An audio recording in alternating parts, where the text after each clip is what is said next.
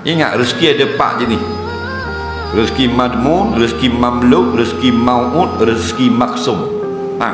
Rezeki madmun, rezeki yang telah dijamin oleh Allah.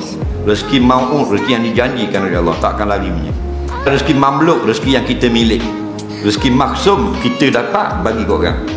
Sebab tu kalau kita dapat duit, kita yang kerja lelah macam nak mati, dapat 3-4 ribu, balik bola kocek ada 5-16 rial, anak kita ambil rial, biar skrin masuk dalam mulut dia. Kerana apa?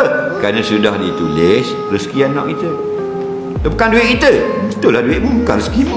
Kerana makna rezeki, ar-rizqu ma'nahu ma yang fa'uka, makna rezeki perkara yang memberi guna kepadamu.